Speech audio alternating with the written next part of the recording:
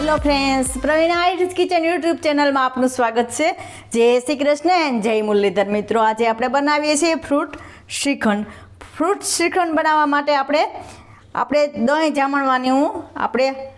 જામણવાની રીત શીખીએ। આપણે શ્રીખંડ બનાવવા પહેલાં મસ્કો બનાવવાનો હોય। મસ્કો બનાવવામાં કેવા દહીંનો ઉપયોગ કરવાનો છે આ આપણે દહીં જામણીએ છીએ પહેલાં શ્રીખંડનું। તો એમાં બે આ દૂધ ગરમ કરી લીધેલું છે।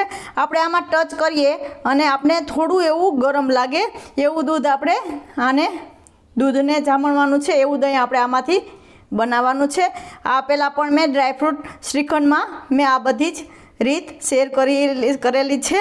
આવી રીતે આપણે દહીં જામણશું। આ દૂધ ગરમ કરેલ છે, આપણે ટચ કરીએ અને થોડું ગરમ લાગે એવું આપણે ગરમ કરવાનું છે। અને આમાં આવી રીતે છાશનું જામણ નાખવાનું છે। આવી રીતે હું છાશનું જામણ નાખું છું। પછી આવી રીતે સરસ બધું મિક્સ કરી લેવાનું છે। હવે આપણે આ દહીં જામી જાય પછી આમાંથી આપણે શ્રીખંડનો મસ્કો બનાવીશું। હવે આપણે આને આવી રીતે રાખી દઈશું। મિત્રો, આપણે આને 4 કલાક માટે આપણે લસકો બનાવવા માટેનું જે દહીં હતું એ રાખી દીધેલું છે। આને 4 કલાક થઈ ગઈ। એકદમ સરસ બધું પાણી આમાં છાશનો ભાગ હતો એ નીકળી ગયો છે। હવે આપણે આને આવી રીતે એક ચાળણી લઈ લેવાની છે। મેંદાનો જે લોટ ચારવાની હોય ને એ આપણે લેવાની છે। આવો એકદમ ઝીણો હોય એમાં હવે આપણે આને લસકાને થવા દેશું। આપણે 1 લીટર દૂધમાંથી બનાવેલો છે। એકદમ સરસ થઈ ગયો છે, તમે જોઈ શકો છો મિત્રો। એકદમ મસ્ત થઈ ગયો છે, પનીર જેવો એકદમ સરસ થઈ ગયો છે। આવી રીતે આપણે કરી લેવાનું છે। અને હવે આપણે સામે આ મેં 200 ગ્રામ ખાંડ લીધેલી, ખાંડનો પાવડર છે એ પણ એમાં આપણે થવા દેશું।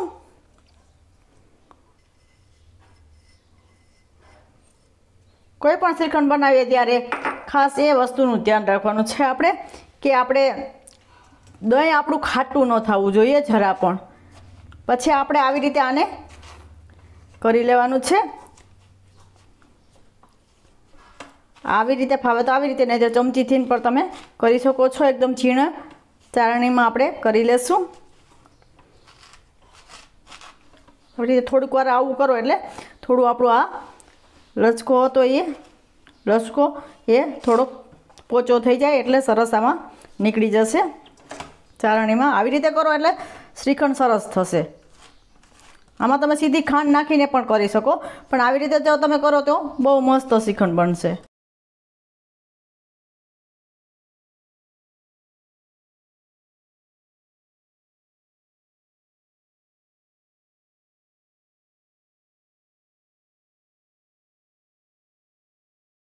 આવી રીતે આપણે બધું કાઢી લેશું।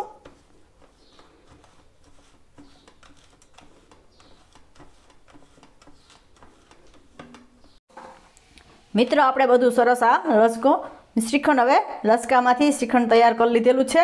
આમાં આપણે ખાંડ જોઈતા પ્રમાણમાં આપણે જેવું આપણે મોરું મીઠું ખાતા હોય એ પ્રમાણે આપણે ખાંડ નાખવાની છે। અને આમે થોડુંક ઠંડુ થાય એટલે ખાંડ થોડુંક શ્રીખંડ મોરું લાગે એટલે ખાંડ આમાં થોડીક વધારે જોઈએ। પણ પછી તો આપણે આખરે જેવું મીઠું ખાતા હોય એ પ્રમાણે આપણે ખાંડ થવા દેવાની છે। તો હવે આપણે આને આ બોલમાં લઈ લેશું। અને આપણે આ ફ્રૂટ બધા આમે દ્રાક્ષ લીધેલી છે, આ દાડમ લીધેલા છે, સફરજન છે અને ચીકુ છે। અને હજી તમને આમાં બીજી કોઈ પણ આપણે ફેવરિટ ફ્રૂટ હોય એ તમે આમાં નાખી શકો છો। એટલે આ પસંદગી, અને ન ગમતું હોય એ સ્કીપ પણ કરી શકો છો। આમાં થોડું આપણે પહેલાં નીચે થોડું ફ્રૂટ બધું થવા દેશું। આવી રીતે મેં બારીક કટ કરેલી છે। આ દ્રાક્ષને પણ સરસ બે ભાગમાં કટ કરી લીધેલી છે। આ થોડા આપણે આ દાડમના દાણા થવા દેશું, થોડા સફરજનને પણ આમાં થવા દેશું અને થોડા ચીકુને પણ આમાં થવા દેશું। આપણે આ ફ્રૂટ શ્રીખંડ બનાવીએ છીએ એટલે આની પહેલાં આપણે ડ્રાયફ્રૂટ બનાવેલું હતું। હવે પછી આપણે આમાં આવી રીતે શ્રીખંડને થવા દેશું।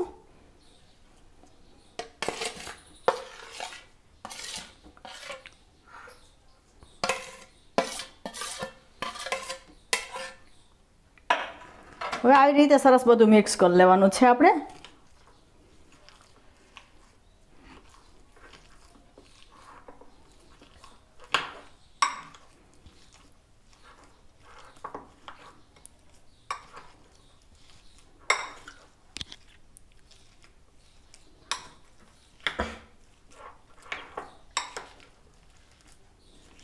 આ શ્રીખંડ ખાવામાં બહુ મજા આવે ફ્રૂટવાળું.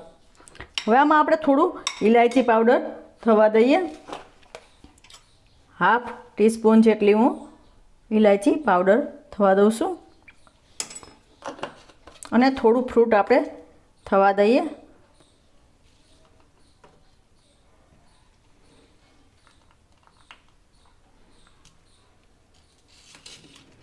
હવે આને ફરીથી મિક્સ સરસ કરી લેવાનું છે. બહુ મસ્ત આપણું શ્રીખંડ તૈયાર થઈ જશે.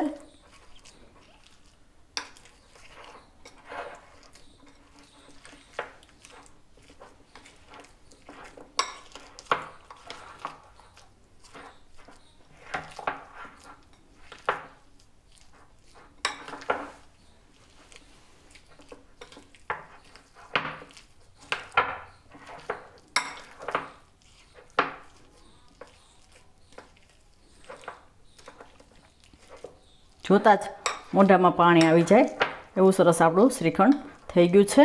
મિત્ર આપણું આ શ્રીખંડ ઓકે થઈ ગયું છે. અને મિત્રો એક રિક્વેસ્ટ છે, તમને જો મારા વિડીયો નવા વિડીયો બધા ગમતા હોય તો તમે મારી ચેનલને સબસ્ક્રાઈબ જરૂરથી કરજો અને લાઈક કરજો, શેર કરજો. આવી રીતે હવે આપણે આ શ્રીખંડ રેડી થઈ ગયું છે. હવે આપણે આ બોલમાં એને કાઢી લેશું. મિત્રો આવી રીતે જરૂરથી ઘરે ટ્રાય કરજો, બહુ મસ્ત શ્રીખંડ બનશે.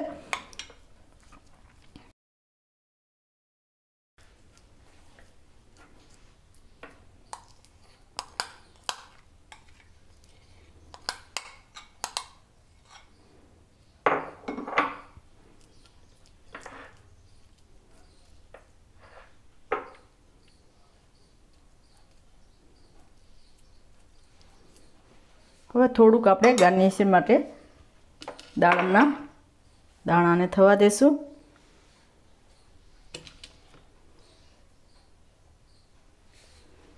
થોડા દ્રાક્ષ અને થોડા સફરજન અને થોડા ચીકુ. તો મિત્રો આપણું આ ફ્રૂટ શ્રીખંડ ઓકે થઈ ગયું છે. તો મિત્રો આજની આ રેસીપી તમને કેવી લાગી એ મને કોમેન્ટ બોક્સમાં જરૂરથી જણાવજો. અને ફરીથી મળીશું એક નવી રેસીપી સાથે. ત્યાં સુધી જય શ્રી કૃષ્ણ એન્ડ જય મુરલીધર.